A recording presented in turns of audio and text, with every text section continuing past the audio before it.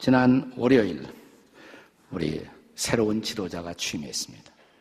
우리 박근혜 대통령은 그녀의 취임사에서 새로운 정부는 세 가지, 경제 부흥과 국민 행복 그리고 문화 융성을 통해서 새로운 희망의 시대를 열겠다고 선언했습니다. 시사평론가들은 그녀의 취임식이 지나간 날 대통령들의 취임사와 차별화되는 특성이 있다면 문화에 대한 강조다. 문화란 단어를 무려 19번이나 이 단어를 사용했습니다. 바야흐로 지금 이제 우리는 문화 혹은 문명이 사회를 만들고 역사를 만드는 시대를 살아가고 있습니다. 여러분의 인류 역사사상 가장 영향력이 있었던 문화, 문명이 어떤 문명이라고 생각하십니까?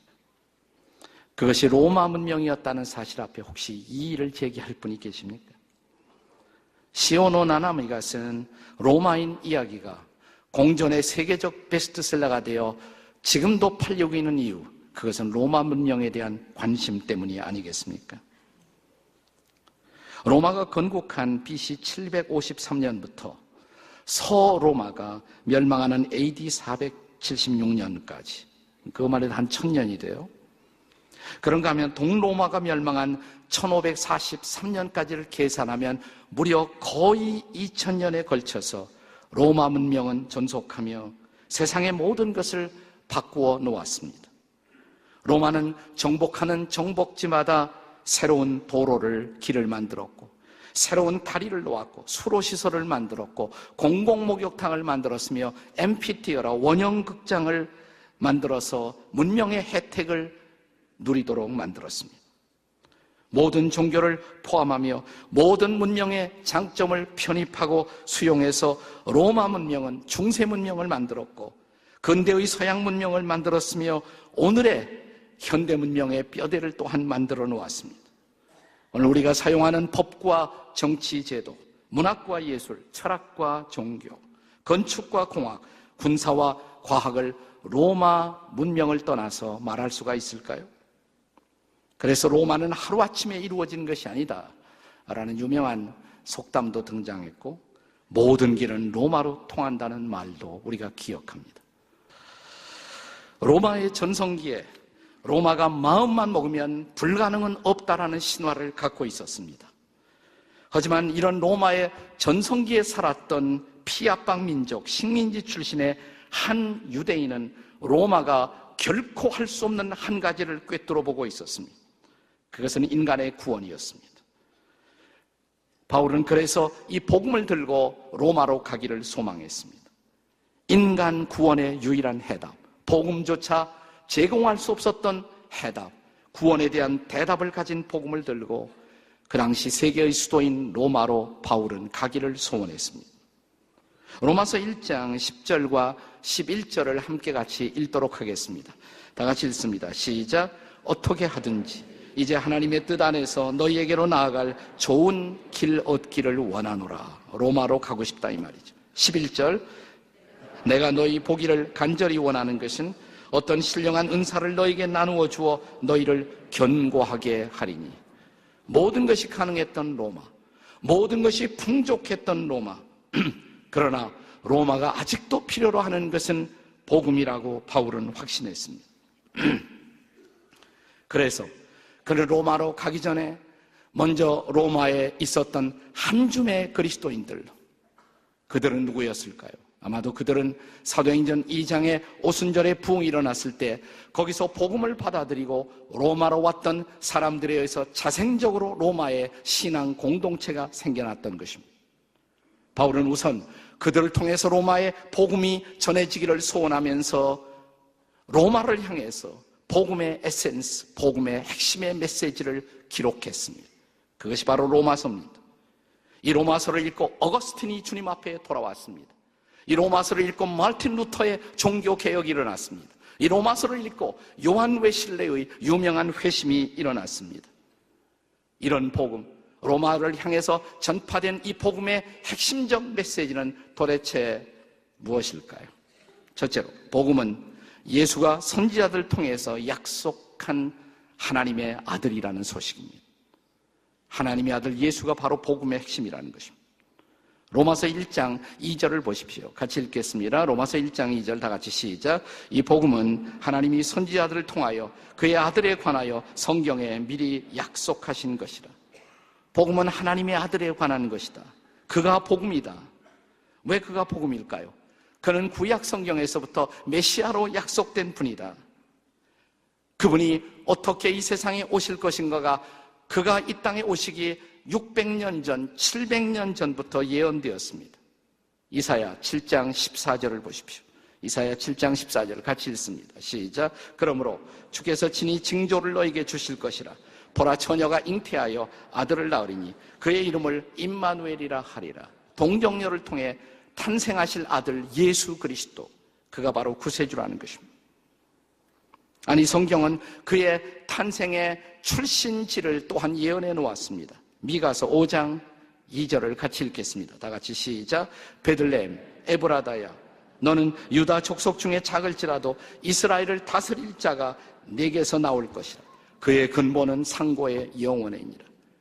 상고부터, 영원부터, 태초부터 계시던 분이 구세주로 베들레헴에 탄생할 것이다 예언되었습니다.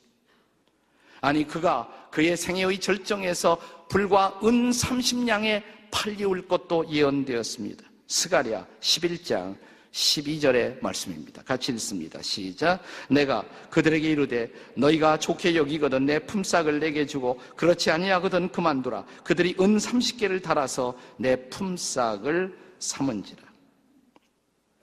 그가 그 생애의 마지막 절정에, 그가 죽으시기 직전에 그는 나귀 새끼 한 마리를 타고 예루살렘의 왕으로 환영받으며 입성될 것이라고도 예언되었습니다. 스가랴 9장 9절입니다. 같이 함께 읽습니다. 시작. 시온에 따라 크게 기뻐할지어다. 보라, 내 왕이 내게 임하시려니 그는 공의로우시며 구원을 베푸시며 겸손하여 나귀를 타시나니 나귀의 작은 것 곧 나귀 새끼니라. 그냥 나귀 타고 입성하신다가 아니라 나귀 새끼 타고 입성할 것이다. 그대로 됐잖아요.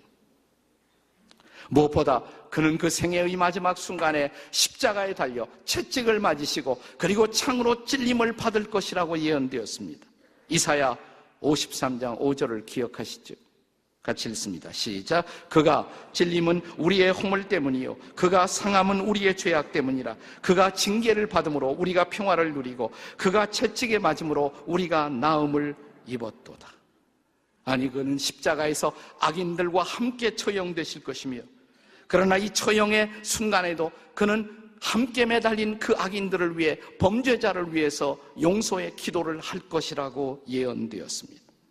이사야 53장 12절입니다. 같이 읽습니다. 시작. 그러므로 내가 그에게 존귀한 자와 함께 몫을 받게 하며 이는 그가 자기의 영혼을 버려 사망에 이르게 하며 범죄자 중 하나로 헤아림을 받았음이니라. 그러나 그가 많은 사람의 죄를 담당하며 범죄자를 위하여 뭐예요? 기도하였습니다. 그는 이 고통 중에 범죄자, 함께 매달린 범죄자를 위해서 기도할 것이라고, 그는 그렇게 기도하지 않았습니까? 아니, 그는 그가 죽으신 후에 또한 부자의 무덤에 묻히실 것이라고 예언되었습니다. 이사야 53장 9절입니다. 같이 읽습니다. 시작.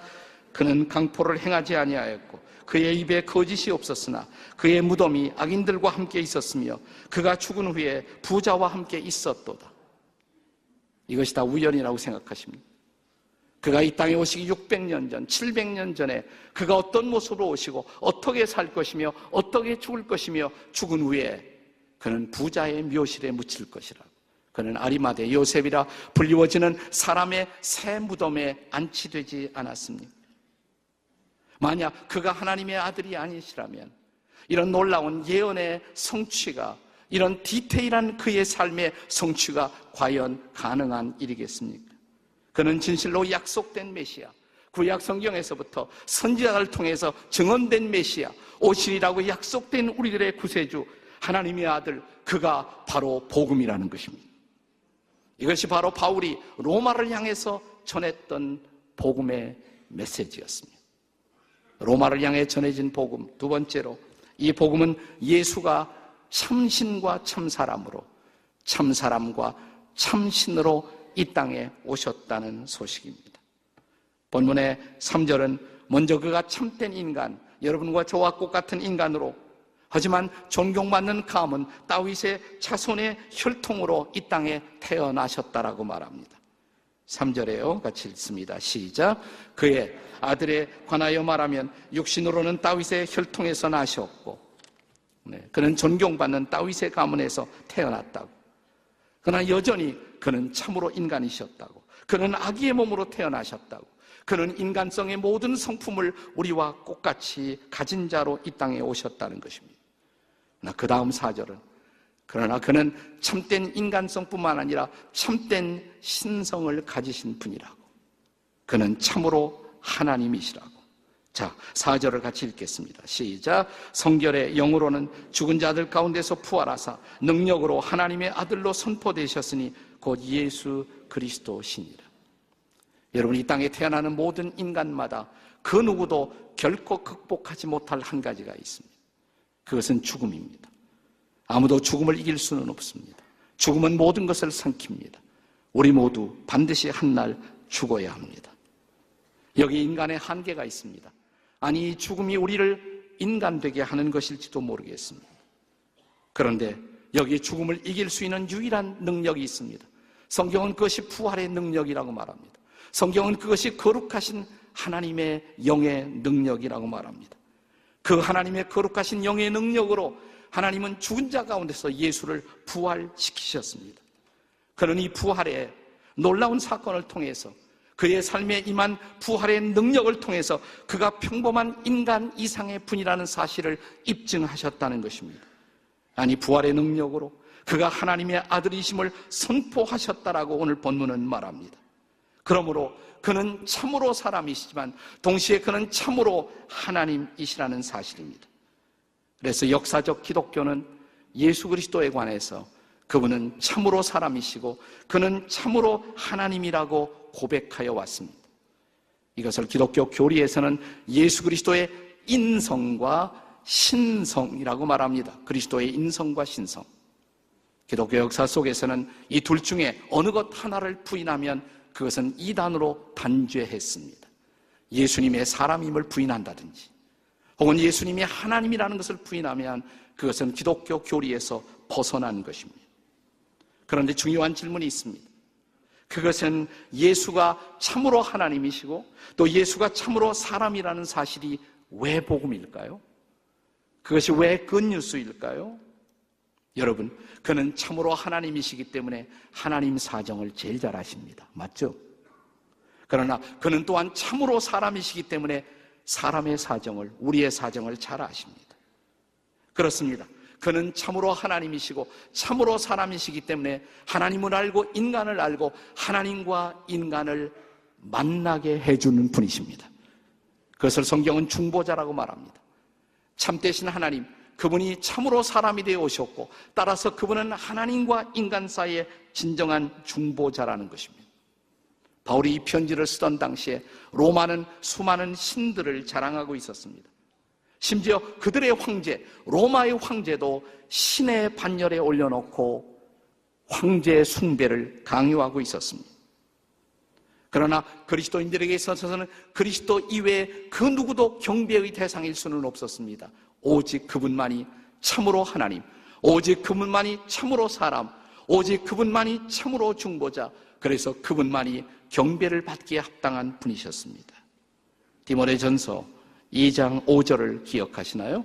우리 디모데전서 2장 5절을 다 같이 읽겠습니다. 시작. 하나님은 한 분이시요 또 하나님과 사람 사이에 중보자도 한 분이시니 그 사람이신 그리스도 예수라. 믿으십니까?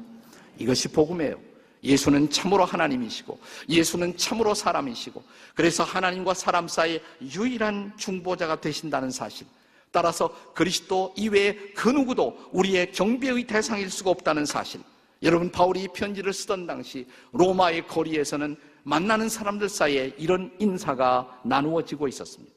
여러분이 길 가다 한 사람을 만납니다. 그러면 이런 인사를 합니다. 가이사는 나의 주님이십니다. 가이사는 나의 주님이십니다. 그러면 여러분들이 인사를 이렇게 받아야 돼요. 맞습니다. 나의 주님은 가이사이십니다. 가이사는 주님이십니다. 그러면 맞습니다. 나의 주님은 바로 가이사이십니다. 로마의 황제가 나의 주라는 거예요.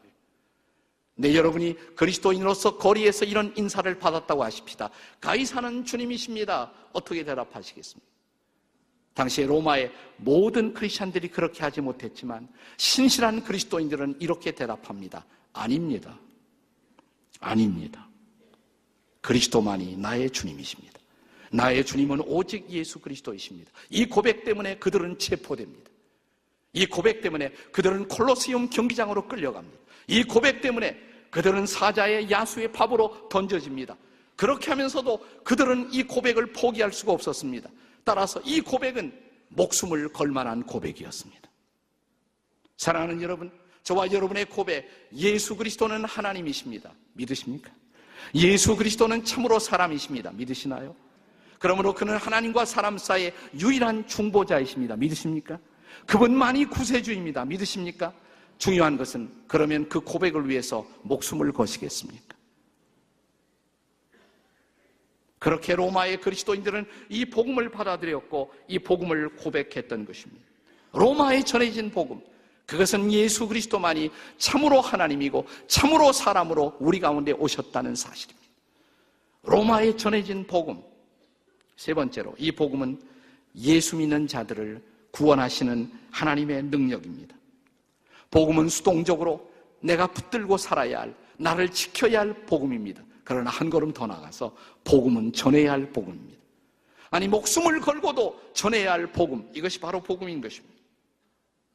왜냐하면 이 복음 위에는 인간을 구원할 수가 없고, 이 복음 위에는 인간을 변화시킬 수가 없고, 이 복음 이외에는 세상을 바꿀 수가 없었기 때문입니다. 그래서 바울은 복음을 들고 로마로 가고자 하는 것입니다.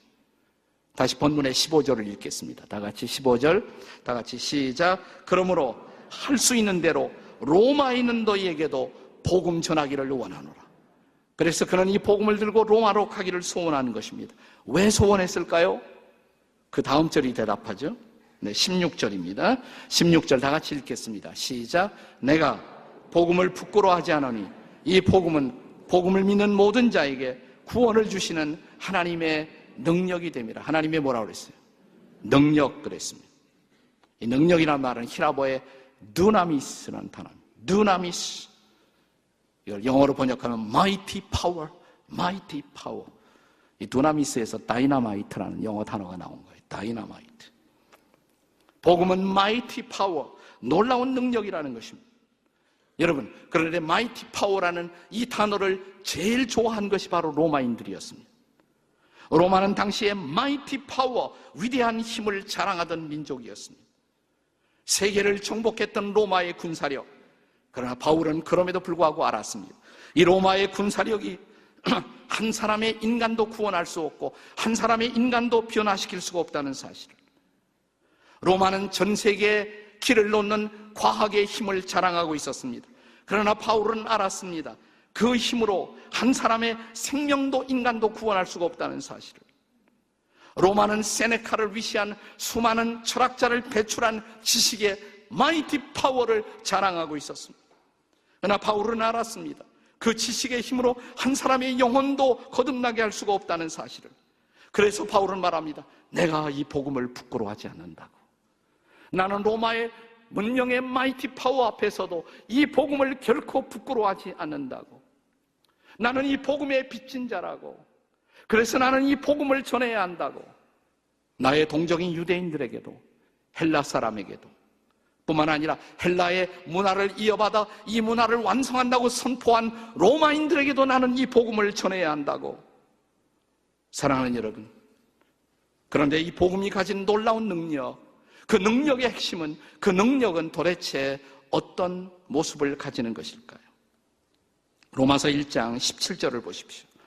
로마서 1장 17절을 다 같이 읽겠습니다. 시작. 복음에는 하나님의 의가 나타나서 믿음으로 믿음에 이르게 하나니 기록된 바 오직 의인은 믿음으로 말미암아 살리라. 우리는 의가 없는 사람들입니다. 우리는 불의했던 사람들이에요. 우리는 죄 속에 있던 사람들입니다. 누가 죄 속에 있었던 나를 변화시킬 수가 있을까요? 인간의 변화 정말 가능할까요? 인간의 변화? 예레미야 선지자는 인간 변화의 불가능성을 이렇게 말했습니다. 표범의 반점이 변할 수가 있느냐? 표범의 얼룩점이 쉽게 변하겠습니까? 불가능한 일이죠. 구수인의 피부, 아프리카의 검은색의 피부를 가진 사람들의 피부가 쉽게 변하겠느냐? 그들이 변할 수 있다면 복음은 필요 없을 것입니다. 이것은 불가능합니다. 그런데 이것이 가능하다는 것이에요. 복음이 이것을 가능하게 만드는 것입니다. 우리가 예수 그리스도를 구주와 주님으로 믿는 순간 하나님은 저와 여러분의 죄를 용서하실 뿐만 아니라 우리를 의롭다 하신다고 말합니다. 우리를 의롭다 하십니다. 의가 없었던 우리, 그런데 예수를 믿는 순간 하나님 우리를 용서하실 뿐만 아니라 하나님의 의를 입혀주십니다. 의롭다고 선포하십니다. 선포부터 해놓고 그 다음에 의롭게 살도록 인도하신다는 거예요.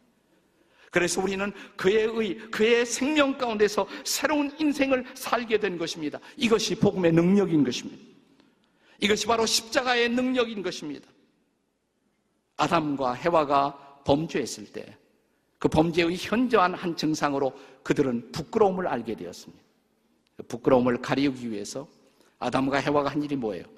무화과 나무 잎을 엮어서 드레스를 해 입었습니다. 인류 최초의 의복, 에덴 동산의 양장점에서 만들어진 무화과 드레스였어요. 무화과 드레스. 햇볕이 나면, 근데 이 무화과 이파리로 만들어진 이 옷은 쉽게 부서져요. 일시적 처방밖에 안 돼요. 미봉책밖에는 안 돼요. 네. 그런데 저 유명한 설교가 말틴 로이 존슨은 이렇게 말합니다.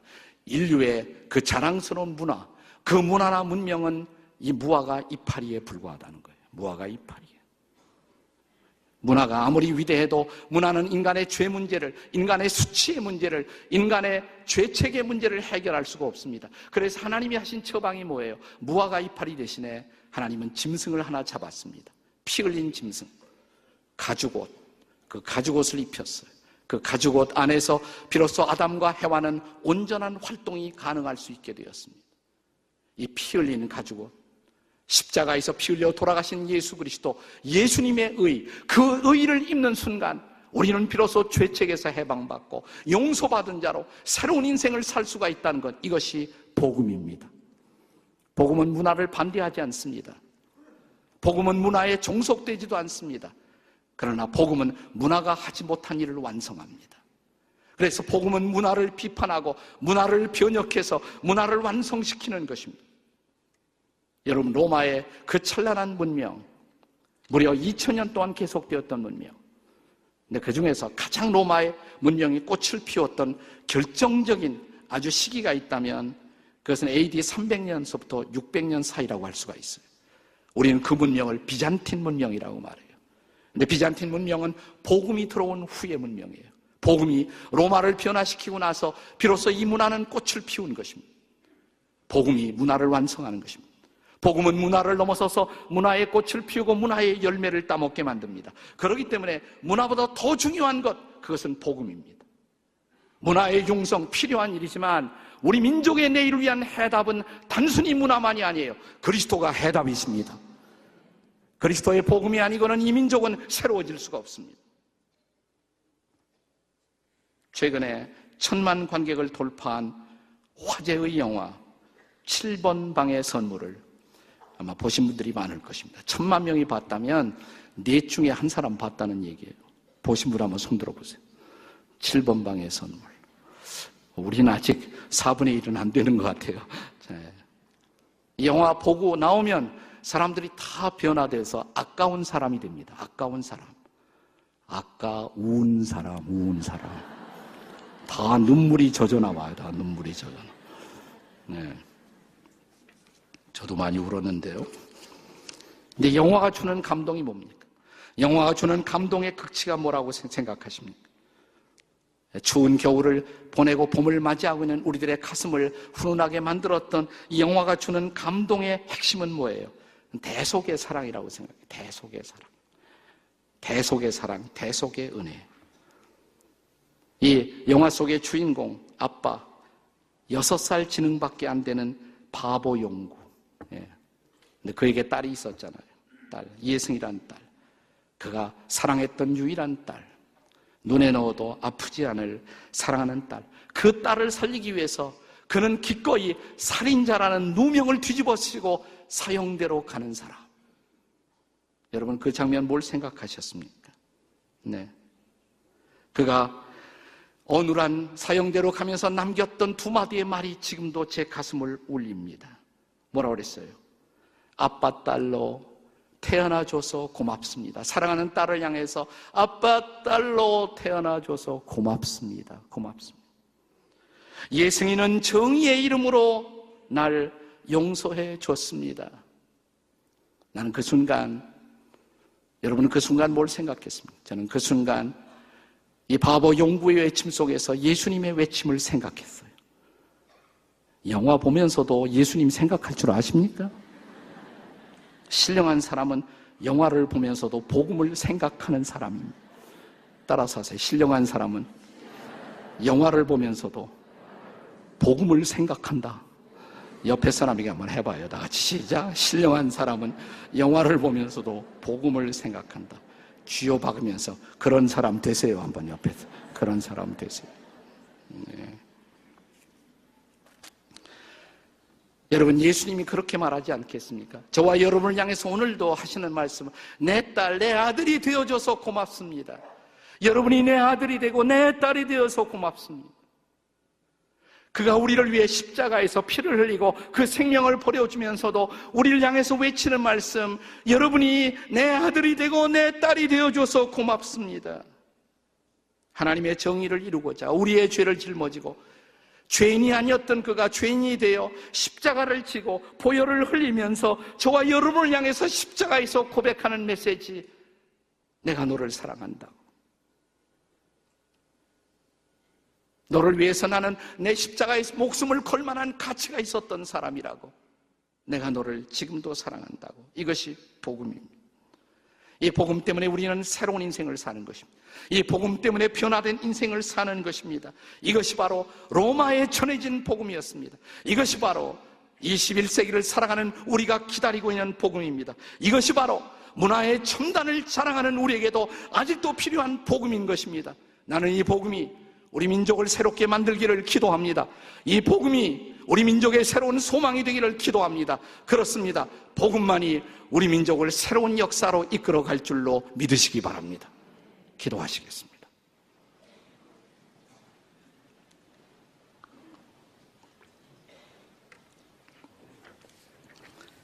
봄이 왔지만 봄이 온 것이 실감이 나지 않는 분들 계시지 않습니까? 여전히 내 가슴은 시리고 춥고 아프기만 한 분들, 여러분의 오른손을 가슴에 얹고 이렇게 기도해 보십시오. 하나님, 제 마음을 만져주세요. 예수님, 다시 제 가슴이 뛰게 해주세요. 정말 예수님이 나를 그렇게 사랑하시고 나를 위해 십자가에서 자신의 생명을 버려주셨다면, 그 예수님이 나와 함께 하신다면 무엇이 더 필요하겠습니까? 예수님, 제 마음을 붙들어 주시고 제 마음을 만져주시고 제 마음에 다시 새로운 꿈이 꾸어지게 하시고 그리스도를 바라보고 그리스도를 향하여 걸어가는 우리의 남은 인생이 되게 해달라고. 실망과 좌절과 낙심 속에 빠져있는 분들이 계십니까? 하나님, 여기 당신의 아들, 딸들이 좌절과 낙심 속에 빠져있는 분들이 있습니다. 저들을 좌절케 하는 모든 낙심의 영들은 저들에게서 떠나갈지어다. 부활의 영이여 임하여 주시옵소서. 우리를 살려 주시옵소서. 우리를 일어나게 도와주시옵소서. 새로운 꿈을 꾸게 도와주시옵소서. 부활의 능력으로 우리 인생을 이끌어 주시옵소서. 다시 춤을 추며 인생의 새로운 봄의 축제를 시작할 수 있도록 도와주시옵소서. 그리스도가 나의 소망이십니다. 그리스도가 나의 구원이십니다. 십자가에 못 박혀 모든 것을 버려주신 주님, 당신 때문에 우리는 새로운 인생을 시작합니다. 우리의 찬양, 우리의 결심, 우리의 기도를 받아 주시옵소서. 예수님의 이름으로 기도합니다. 아멘.